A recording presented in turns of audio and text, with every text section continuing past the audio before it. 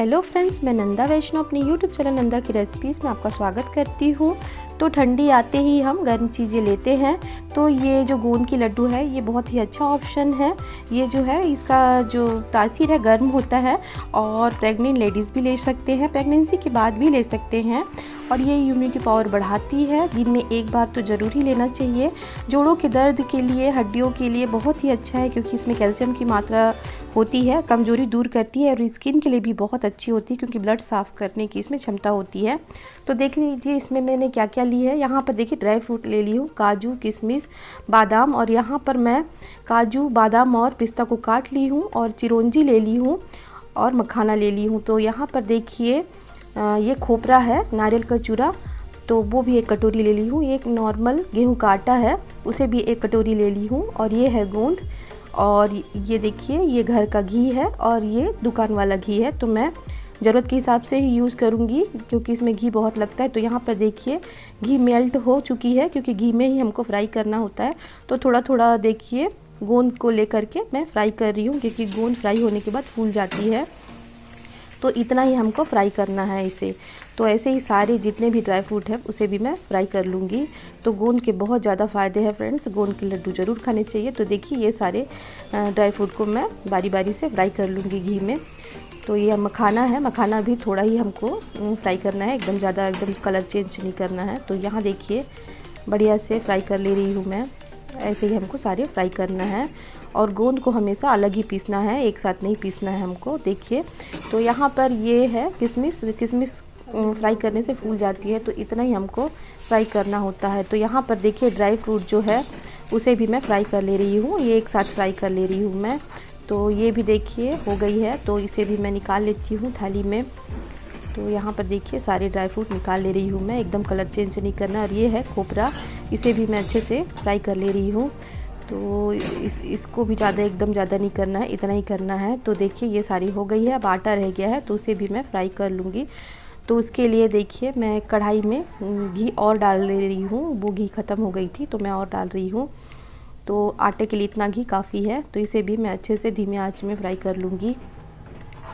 तो देखिए यहाँ पर बढ़िया से मैं इसे चला चला के खो रही हूँ। इसे इतना ही फ्राई करना है, मतलब इतना भूनना है कि देखिए इसका कलर चेंज हो गया और अच्छे से खुशबू आने लगती है, तो समझ जाइए फ्राई हो गई है।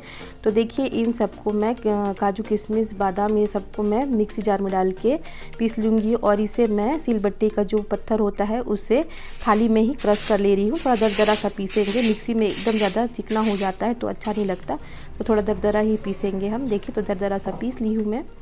अब ये सारे देखिए तैयार है, ड्राई फ्रूट भी दरदरा सा कूटी हूँ और आधा थोड़ा बचा ली हूँ मैं। और यहाँ पर देखिए ये गोंद है, इसे भी दरदरा कूट ली हूँ।